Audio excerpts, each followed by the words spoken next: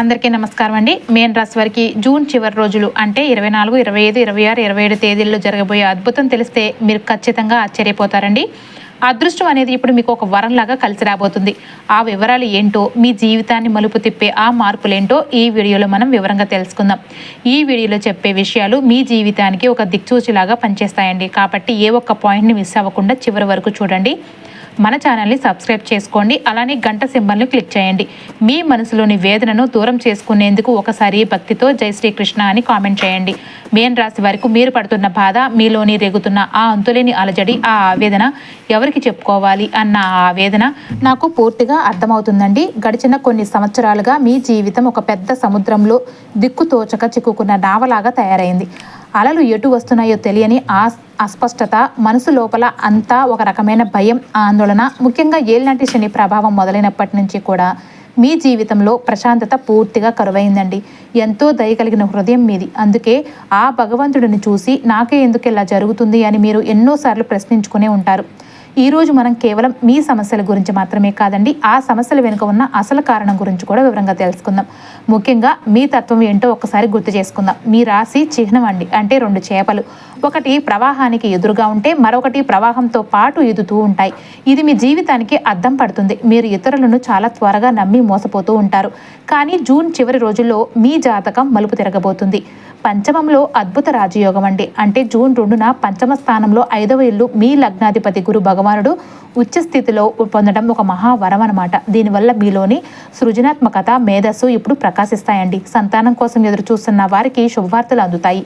June 21న ధన భాగ్యాధిపతి అయిన కుజుడు తృతీయ స్థానంలో ప్రవేశించడం వల్ల మీలో అపారమైన ఆత్మవిశ్వాసం పెరుగుతుంది. పనుల్లో ఆటంకాలు తొలగి విజయం సిద్ధిస్తుంది. అయితే గృహంలో సంయమనం అవసరం అన్నమాట. జూన్ 15 తర్వాత 4వ ఇంట సూర్యుడి ప్రవేశం వల్ల ఇంట్లో వాతావరణం కాస్త వేడెక్కుతుంది. ఆస్తి వివాదాలు కానీ, ఆస్తి విషయాల్లో కానీ, లేదంటే కుటుంబ సభ్యులతో అహంకారపూరిత వాదనలకు కానీ దూరంగా ఉండటం చాలా ముఖ్యమండి.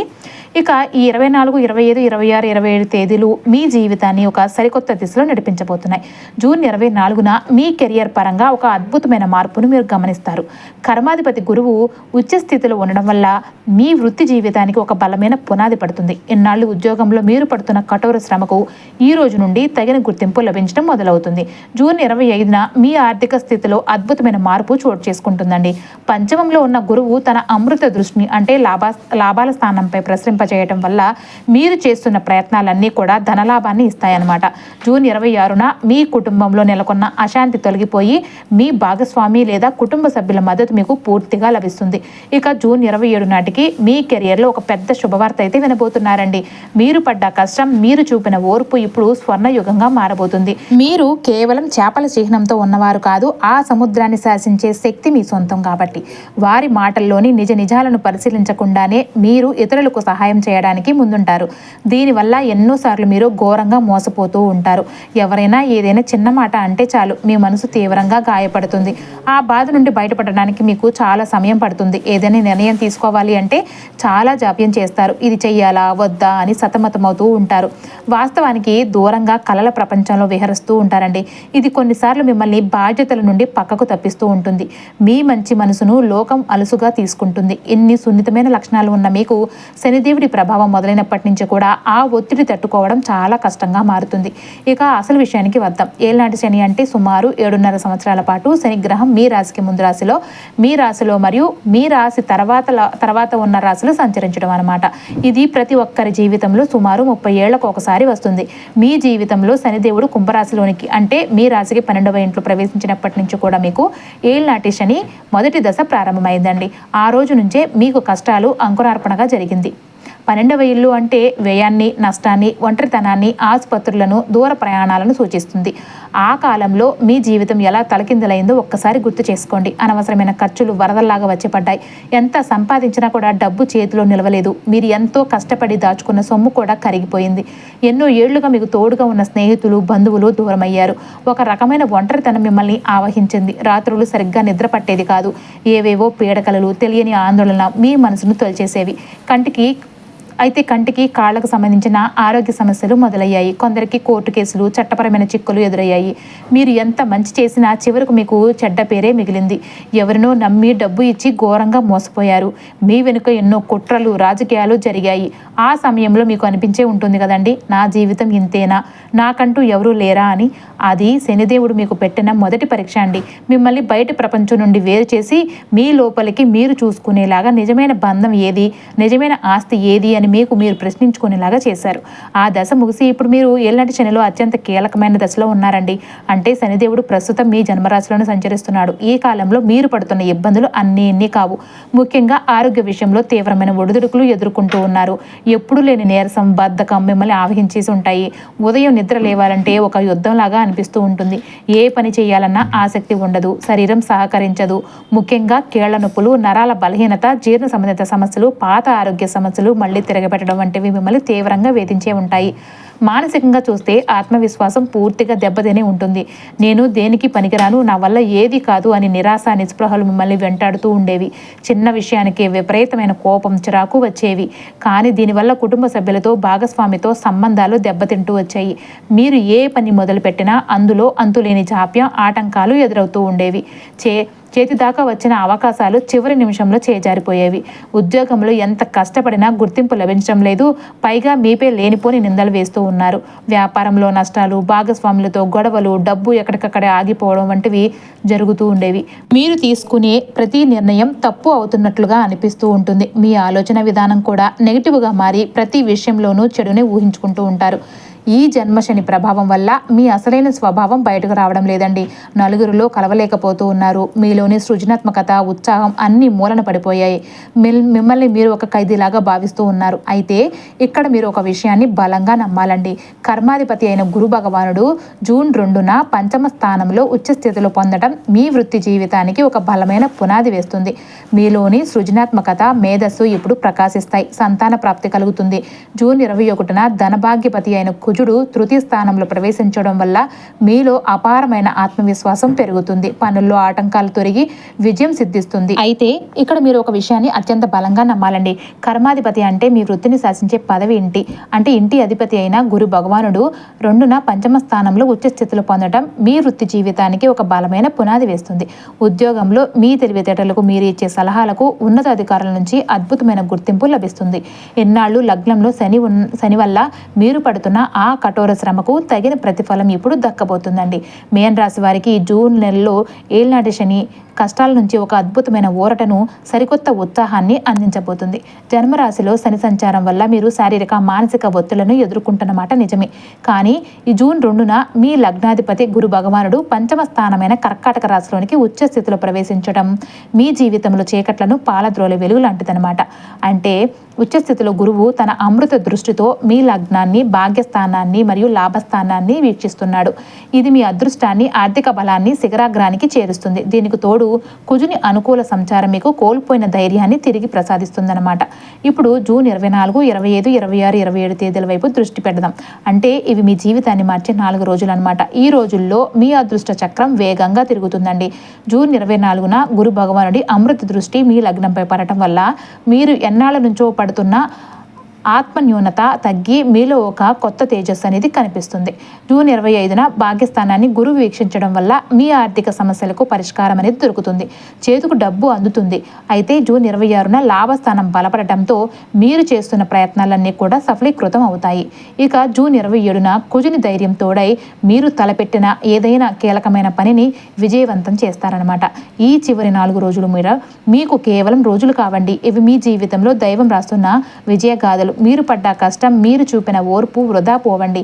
ఈ అద్భుతమైన మార్పును మీరు మనసారా నమ్మండి. మీ గెలుపుకు ఇప్పుడు ఏ అడ్డంకి లేదు. నమ్మకంతో ముందుకు సాగండి. ముఖ్యంగా ఉపాధ్యాయులు, కన్సల్టెంట్లు, ఫైనాన్షియల్ అడ్వైజర్లు మరియు సాఫ్ట్వేర్ రంగాల్లో పనిచేసే వారికి ఈ 4 రోజులు కూడా ప్రమోషన్లు లేదంటే నూతన అవకాశాలను తీసుకువస్తుందన్నమాట. మీరు కేవలం 2 చేపలు కాదు, మీరు అనంతమైన సముద్రం అంతటి వారు. ఈ చిన్న చిన్న అలలకు అస్సలు భయపడకండి. మీలోని గురిబలాన్ని, దైవశక్తిని నమ్ముకోండి. ధైర్యంగా ముందుకు సాగండి. రాబోయే కాలం మీకు తప్పకుండా గొప్ప విజయాన్ని ప్రశాంతతను అందిస్తుందండి. అంతా మంచి జరుగుతుంది. ఇప్పుడు జూన్ చివరి రోజులు అంటే ఈ 4 తేదీల్లో కూడా మీ జీవితంలో ఎలాంటి అద్భుతాలను సృష్టించబోతున్నాయో ఇప్పుడు చూద్దామండి. మేన్ రాశి వారి దైనందిన జీవితంలో ఉదయం లేచిన దగ్గర నుంచి కూడా రాత్రి పడుకునే వరకు ఏదో ఒక తెలియని వెలితి, ఎంత కష్టపడినా గుర్తింపు దక్కడం లేదని నిరాశ మిమ్మల్ని ప్రతి క్షణం వెంటాడుతూ ఉంటుంది. నలుగురిలో ఉన్నా కూడా ఒంటరితనం వేధించడం, సొంత వారి మనసు గాయపరిచేలాగా మాట్లాడుతూ ఉంటే లోపల ఏడుస్తూ బయటకు నవ్వుతూ నటించడం మీ రోజువారీ జీవితంలో ఒక తీరని వేదనలాగా మారింది. మొదటగా మీలోని ఆ బద్ధకాన్ని రేపు చూసుకోవచ్చులే అనే వాయిదా వేసే తత్వాన్ని పూర్తిగా వదిలేయండి. మేన్ రాశి వారు తరచూ ఊహాలోకంలో కలల ప్రపంచంలో విహరించడం సహజం. కానీ ఈ జూన్ 24 నుంచి 27 తేదీల్లో మీరు వాస్తవ ప్రపంచంలో అడుగుపెట్టి కఠినంగా శ్రమించాల్సి ఉంటుంది. ప్రతిరోజు సూర్యోదయానికి ముందు నిద్రలేవటం అలవాటు చేసుకోండి. యోగా, ధ్యానం, ప్రాణాయామాన్ని మీ నిత్య దినచర్యలో భాగం చేసుకోండి. ఇది మీ శరీరంలో మరియు మనసులో పేరుకుపోయిన నెగటివ్ శక్తిని పూర్తిగా బయటకు పంపి మీరు కోల్పోయిన ఆత్మస్థైర్యాన్ని పునరుద్ధరింపజేయడానికి చేస్తుందన్నమాట. సాత్వికమైన తేలికగా అజీర్ణమయ్యే ఆహారాన్ని మాత్రమే తీసుకోండి. చెడు అలవాట్లకు మిమ్మల్ని నిరంతరం నిరుత్సాహపరిచే మరియు మీ వెనుక కుట్రలు చేసే విషపూరితమైన వ్యక్తులకు ఈ 4 రోజులు ఖచ్చితంగా దూరంగా ఉండండి. మీ ఆరోగ్యం బాగుంటేనే మీరు మీ భవిష్యత్తును అద్భుతంగా నిర్మించుకోగలుగుతారని గ్రహించండి. ఈ చివరి 4 రోజులు కూడా మీ కెరియర్కి ఒక సువర్ణ అవకాశం కాబోతున్నాయండి. కర్మాధిపతి అయిన గురు భగవానుడు ఉచ్చ స్థితిలో ఉండడం వల్ల మీ వృత్తి జీవితానికి ఒక బలమైన పునాది పడుతుంది.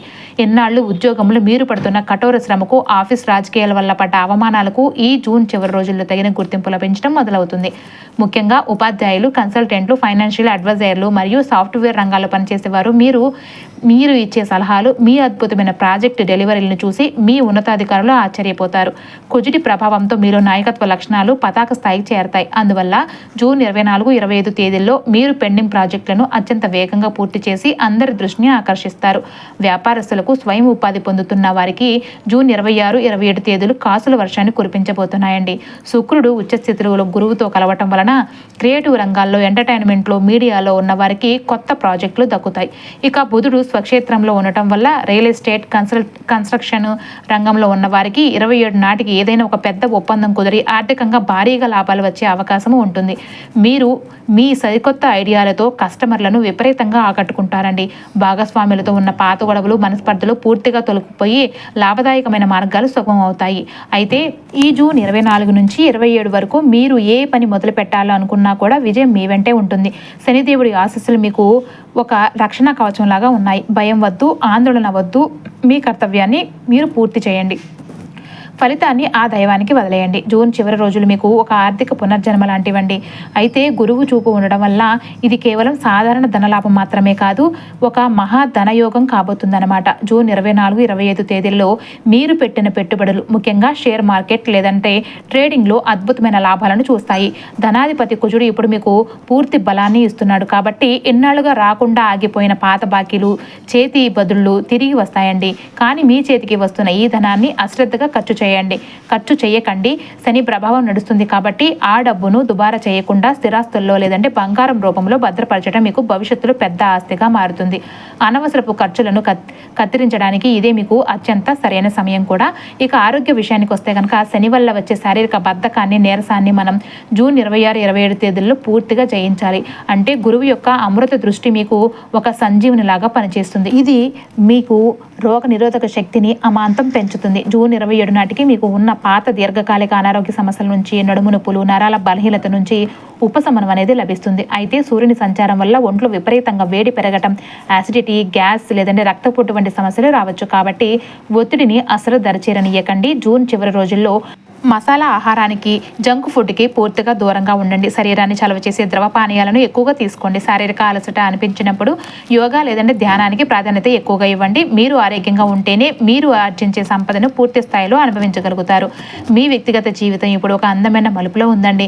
అయితే గురువు మరియు శుక్రుల కలయిక మీ ప్రేమ బంధాలకు దైవానుగ్రహాన్ని ఇస్తుంది. వివాహం కోసం ఎన్నాళ్ళ నుంచో ఎదురు చూస్తున్న వారికి, సంతానం లేక ఆవేదన చెందుతున్న దంపతులకు ఈ జూన్ చివరి రోజులు నిజంగా ఒక గొప్ప వరప్రద వరప్రసాదం కాబోతున్నాయండి. జూన్ 24, 25 తేదీలో మీ జీవిత భాగస్వామితో లేదంటే ప్రియమైన వారితో గడిపే సమయం మీ మధ్య ఉన్న పాత కమ్యూనికేషన్ గ్యాప్ని, దూరాన్ని పూర్తిగా తగ్గిస్తుంది. సూర్యుని సంచారం వల్ల ఇంట్లో చిన్నపాటి ఉద్రిక్తతలు, అనవసరమైన మనస్పర్ధలు రావచ్చు.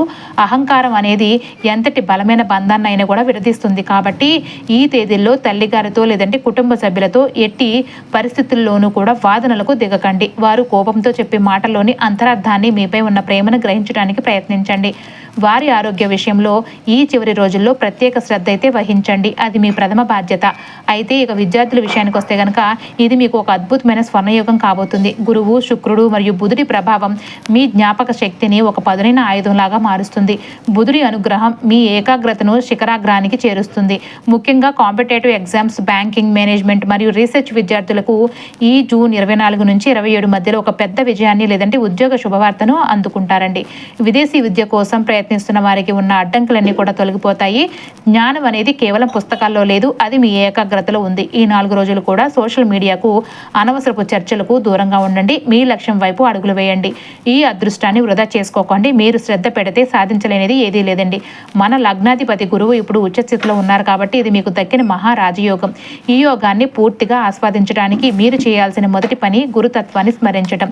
జూన్ 24 లేదంటే 25 దగ్గరలోని దత్తాత్రేయ ఆలయానికి వెళ్ళి, దక్షిణామూర్తి ఆలయానికి వెళ్ళి పసుపు రంగు వస్త్రాలు లేదంటే శనగలను పేదలకు దానం చేయండి.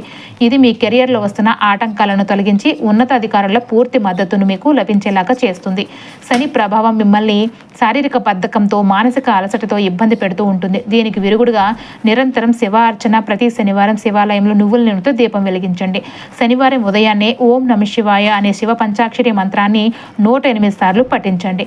ఇక ఈ తేదీలలో ఈ ఆరాధన చేయటం వల్ల మీలోని నెగిటివ్ ఆలోచనలు, డిప్రెషన్ పూర్తిగా తొలగిపోయి ఒక కొత్త ఆత్మవిశ్వాసం మీలో చిగురిస్తుందండి.